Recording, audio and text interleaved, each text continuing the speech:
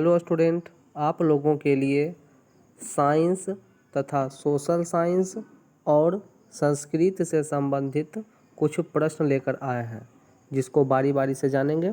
ये हमारा पार्ट 1 है और सेकंड पार्ट में संस्कृत से रिलेटेड कुछ प्रश्न देखने को मिलेंगे। प्रश्न नंबर पे चलते हैं। प्रश्न नंबर 1 कहता है कि विद्युत बल्ब में कौन सी गैस भरी जाती है? तो इसमें गैस रहती है आर्गन। सेकेंड प्रश्न पे चलते हैं। प्रश्न सेकेंड कहता है कि एक कूलाम्ब किसके तुल्य है? तो चूँकि एक कूलाम्ब बराबर फॉर्मूला होता है 1 एम्पियर गुने 1 सेकेंड। ऑप्शन नंबर बी हो जाएगा। प्रश्न नंबर 3 पे चलते हैं। 3 कहता है कि 1 किलोवाट घंटा कितने जूल के बराबर है? तो इसका आंसर 3.6 गुने 10⁻6 जूल। ऑप्शन नंबर डी हो जाएंगे। प्रश्न नंबर 4 पर चलते हैं। प्रश्न नंबर 4 कहता है कि ए मीटर का प्रतिरोध कितना होता है? तो ए मीटर का प्रतिरोध 0 होता है, ऑप्शन नंबर ए, जबकि वोल्ट मीटर का प्रतिरोध अनंत होता है, इसलिए इसका ऑप्शन नंबर ए 0 हो जाएगा। नेक्स्ट प्रश्न पे चलते हैं। किस रंग का तरंगदैर्घ्य अधिक है?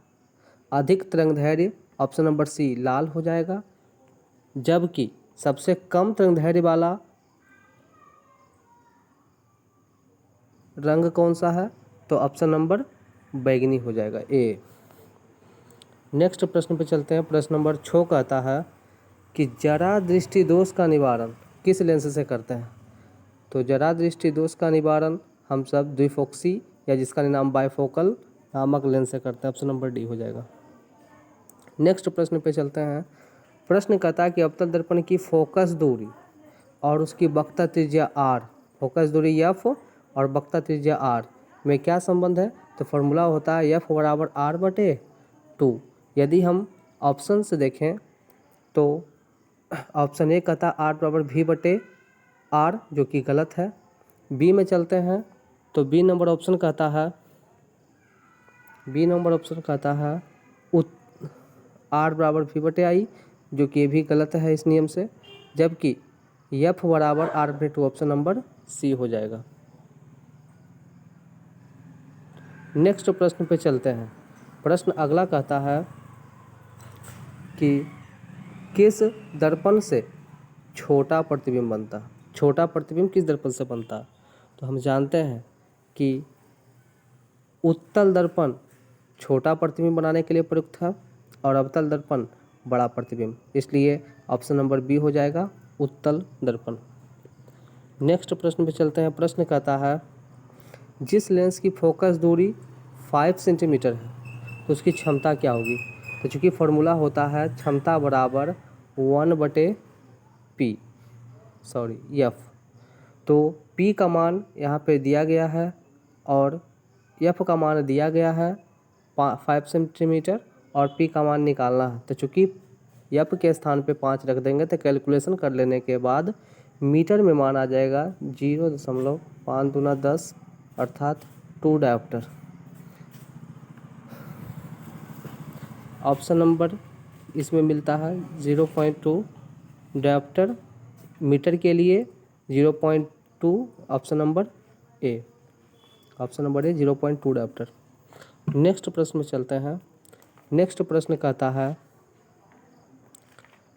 प्रश्न नंबर 10 कि विद्युत बल्ब का फिलामेंट किसका बना होता है?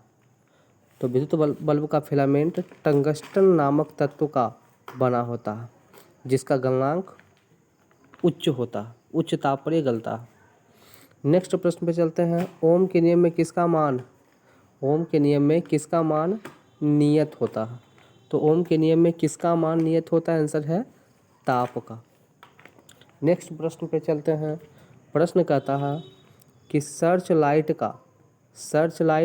जिसे हम सब हेडलाइट के भी नाम से जानते हैं, सर्च लाइट या हेडलाइट के नाम से जानते हैं, इसका परावर्तक सतह बाहर में सतह किस दर्पण का होता है? तो आंसर है अवतल दर्पण का। नेक्स्ट प्रश्न पे चलते हैं। प्रश्न कहता है कि प्रकाश के 14 नंबर प्रश्न कहता है कि प्रकाश के तल से मुड़ने की घटना। तो मुड़ने की घटना कहलाती है प्रकाश का अपवर्तन, ऑप्शन नंबर डी। यदि लौटने का रहता तो लौटने की घटना प्रकाश का प्रवर्तन, ऑप्शन नंबर ए कहलाता।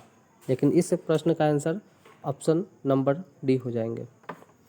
नेक्स्ट प्रश्न पे चलते हैं। प्रश्न कहता है कि किसी बल्ब से 1 मिनट में 15 नंबर प्रश्न कहता है कि किसी बल्ब से 1 मिनट में 120 कूलाम्ब आवेश प्रवाहित हो रही है, तो धारा की गणना करें।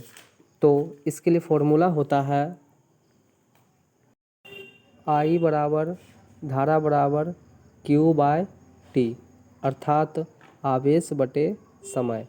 तो आवेश का मान 120 कूलाम्ब, उसके साथ समय का मान मिनट को कन्वर्ट करेंगे सेकेंड में, तो 60 सेकेंड रखने पर कैलकुलेट करने के बाद 2 एम्पियर, क्योंकि धारा निकाल रहे हैं इसलिए इसका मात्रा 2 एम्पियर आएगा। नेक्स्ट प्रश्न पे चलते हैं। प्रश्न कहता है एल्कीन का सामान्य सूत्र क्या होता है। तो एल्कीन के अंत में बायन ई नहीं बल्कि ENE का उच्चारण होता है, इसलिए इसका ट्रिक था जोड़ो छोड़ो घटाओ। तो जिसके शुरुआत में ANE उसमें 2 जोड़ देते थे, जिसके शुरुआत में ENE उसमें 2 छोड़ देते थे, और जिसके शुरुआत में ByNE उसमें 2 घटा देते थे। तो इसमें ENE का उच्चारण होता है, इसलिए फॉर्मूला होता है CnH2n+2, option number B. Next प्रश्न पे चलते हैं। प्रश्न कहता है प्रश्न कहता है कि इनमें कौन इलेक्ट्रॉन ग्रहण करता है और ऋणायन बनाता है। तो इसका आंसर हो जाएंगे ऑप्शन नंबर सी, अधातु। अधातु का काम है इलेक्ट्रॉन को ग्रहण करना और ऋणायन का निर्माण करना, जबकि धातु का काम है इलेक्ट्रॉन का त्याग करना। नेक्स्ट प्रश्न पे चलते हैं। प्रश्न कहता है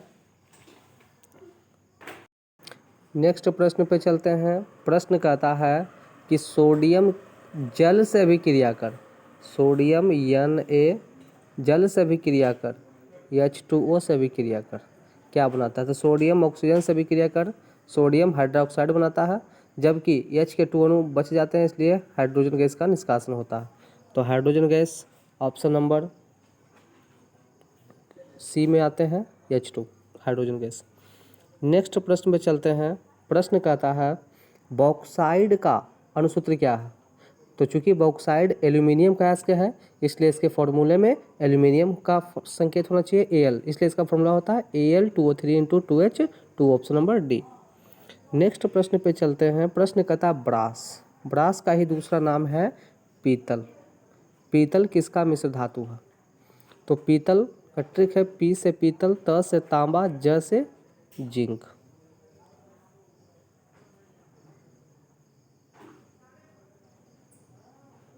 इसका ऑप्शन नंबर देखेंगे कि किसमें ये ऑप्शंस मिलते हैं। कॉपर और zinc, option number D. Copper zinc, option number D. Next प्रश्न पे चलते हैं। चाय में कौन सा अम्ल पाया जाता है। तो अम्ल पाया जाता है ऑप्शन नंबर बी, टैनिक अम्ल। जबकि कौन सा पदार्थ पाया जाता है जिससे ताजगी अनुभव होती है, तो उसका आंसर हो जाता है थीन। उसका आंसर हो जाता है थीन नामक पदार्थ। नेक्स्ट प्रश्न पे चलते हैं। अगला प्रश्न कहता है कि संक्षारण, प्रश्न नंबर 22, संक्षारण के बचाव के लिए कौन सी विधि है। तो ग्रीज लगा करके भी संक्षारण को रोका जाता है, पेंट चढ़ा करके भी संक्षारण को रोका जाता है, और जिंक की सतह चढ़ाकर, जिसको गैल्वेनीकरण कहते हैं, ये सभी विधि से जंग को रोका जाता है, संक्षारण को रोका जाता है, इसलिए ऑप्शन नंबर डी हो जाएंगे। नेक्स्ट प्रश्न पे चलता है। प्रश्न कहता है जंग का सूत्र क्या है। तो जंग का फॉर्मूला होता है Fe2O3 × XH2, ऑप्शन नंबर सी। नेक्स्ट प्रश्न पे चलेंगे। प्रश्न नंबर 24 कहता है कि अम्लीय विलयन का pH मान, चूँकि अम्ल है तो अम्ल का pH मान 7 से कम होगा, ऑप्शन नंबर ए 7 से कम। नेक्स्ट प्रश्न पे चलते हैं। प्रश्न नंबर 25, ग्लूकोज का फॉर्मूला क्या होता है। तो फॉर्मूला होता है C6H12O6, option number D, C6H12O6। Next प्रश्न पे चलते हैं। प्रश्न कहता है कि नाइट्रोजन के अणु में कितने सहसंयोजक बंधन पाए जाते हैं, अर्थात कितने बॉन्ड होते हैं। तो नाइट्रोजन की संयोजकता निकलती है 3, इसलिए इसका बॉन्ड भी होते हैं 3 बॉन्ड चाहिए इसको। नेक्स्ट प्रश्न पे चलते हैं। प्रश्न कहता है निम्न में से कौन उपधातु है? तो उपधातु germanium, GE germanium option number D उपधातु है, जबकि एल्यूमिनियम और जिंक धातु और फास्फोरस जो है ये अधातु है। नेक्स्ट प्रश्न पे चलते हैं। तत्वों की कुल संख्या कितनी है? तो वर्तमान में तत्वों की कुल संख्या 118 है। नेक्स्ट प्रश्न पे चलते हैं कि मानव के हृदय में कोष्ठकों की संख्या, तो कोष्ठकों को ही बेसम कहते हैं, अर्थात इसकी संख्या 4 है, ऑप्शन नंबर डी। नेक्स्ट प्रश्न पे चलते हैं। अगला प्रश्न कहता है कि मानव के शरीर में 30 नंबर प्रश्न है कि मानव के शरीर में रक्त को शुद्धिकरण कौन करता है? तो इसी का नाम है किडनी या वृक्क। वृक्क मानव के शरीर में रक्त को शुद्ध करता है। नेक्स्ट प्रश्न पे चलते हैं। 31 नंबर प्रश्न कहता है कि कौन पादप हार्मोन है? तो पादप हार्मोनों की संख्या 5 होती है, जिसमें से एक यहाँ पर दिया गया है, option number D cytokinin. Next प्रश्न पे चलते हैं। प्रश्न कहता है मधुमेह किस हार्मोन की कमी से होता है? तो मधुमेह इंसुलिन नामक हार्मोन की कमी से उत्पन्न होता है, जो अमाशय नामक ग्रंथि से स्रावित होता है। नेक्स्ट प्रश्न पे चलते हैं। पौधों में गैसों का विनिमय अर्थात आदान प्रदान किसके द्वारा होता है? तो रंध्र या स्टोमाटा के द्वारा होता है। नेक्स्ट प्रश्न पे चलते हैं। प्रश्न कहता है कि किसमें जनक के शरीर के धरातल से कलिका फूटती है? तो ऑप्शन नंबर सी हो जाएगा, इष्टमय प्रक्रियाएं होती है। नेक्स्ट प्रश्न पे चलते हैं। प्रश्न कहता है कि निम्न में से कौन नरलिंग हार्मोन है? इसका आंसर हो जाएगा टेस्टोस्टेरोन। टेस्टोस्टेरोन एंड्रोजन का रूप है जो पादप हार्मोन। नेक्स्ट प्रश्न पे चलते हैं। प्रश्न कहता है कि किसे बुद्धि और चतुराई का केंद्र कहते हैं? ऑप्शन नंबर बी आंसर है सेरिब्रम। नेक्स्ट प्रश्न कहता है कि रेजिन किस पौधे का उत्सर्जी पदार्थ है? ऑप्शन नंबर डी चीड़ नामक पौधे का उत्सर्जी पदार्थ है रेजिन। अगला प्रश्न पे चलते हैं। प्रश्न कहता है कि दायां और बायां निलय के भाग को क्या कहते हैं? तो इसका नंबर ऑप्शन हो जाएंगे, ऑप्शन नंबर ए वेट्रिकल, यदि आलिंद रहता तो ऑरिकल होता। नेक्स्ट प्रश्न पे चलते हैं। प्रश्न कहता है कि जिसे खाद्य परिवहन होता है उस ऊतक का नाम क्या है? तो खाद्य परिवहन फ्लोएम, ऑप्शन नंबर बी हो जाएंगे, जबकि जल परिवहन हो जाएंगे ऑप्शन नंबर ए जाइलम। तो इस प्रश्न के अनुसार फ्लोएम ऑप्शन नंबर बी हो जाएंगे। नेक्स्ट प्रश्न पे चलते हैं। प्रश्न कहता है सामान्य व्यक्ति का रक्तचाप तो 120/80 mmHg होते हैं, लेकिन इसके अनुसार 120 डायस्टोल हो जाएंगे, ऑप्शन नंबर ए। नेक्स्ट प्रश्न पे चलते हैं। प्रश्न कहता है कि बिहार का छात्र आंदोलन के नेता कौन थे? Option number A Jayaprakash Narayan.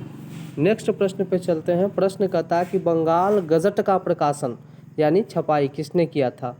तो ऑप्शन नंबर सी J.K. हिक्की, जो पहला अंग्रेजी पत्रिका था। नेक्स्ट प्रश्न पे चलते हैं। गुटेनबर्ग का जन्म किस देश में हुआ? ऑप्शन नंबर बी जर्मनी में। नेक्स्ट प्रश्न पे चलते हैं। हंगरी की राजधानी कहाँ है? Option number C Budapest. Next प्रश्न पे चलते हैं। लाल सेना का गठन किसने किया? तो ऑप्शन नंबर बी ट्राउटस्की, जबकि लाल कुर्ती का गठन गैरीबाल्डी ने किया। लाल कुर्ती का गठन गैरीबाल्डी ने किया। नेक्स्ट प्रश्न पे चलते हैं। लखनऊ समझौता कब हुआ? तो लखनऊ समझौता और रंपा विद्रोह दोनों ऑप्शन नंबर सी 1916 में हुआ। नेक्स्ट प्रश्न पे चलते हैं। कहता है 47 नंबर प्रश्न, सविनय अवज्ञा आंदोलन कब शुरू हुई और किस यात्रा से हुई? तो 1930, इसका आंसर है दांडी यात्रा से। नेक्स्ट प्रश्न पे चलते हैं। प्रश्न कहता है अखिल भारतीय ट्रेड यूनियन कांग्रेस की स्थापना कब हुई? ऑप्शन नंबर सी 1920 में। नेक्स्ट प्रश्न पे चलते हैं। गिरमिटिया मजदूर बिहार के किस क्षेत्र से भेजे जाते हैं? ऑप्शन नंबर बी पश्चिमी क्षेत्र से। जलियांवाला बाग हत्याकांड किस स्थान पर हुआ? अमृतसर। किस स्टेट में पड़ता है? तो पंजाब। धन्यवाद। नेक्स्ट वीडियो पार्ट 2 जल्द ही आएंगे।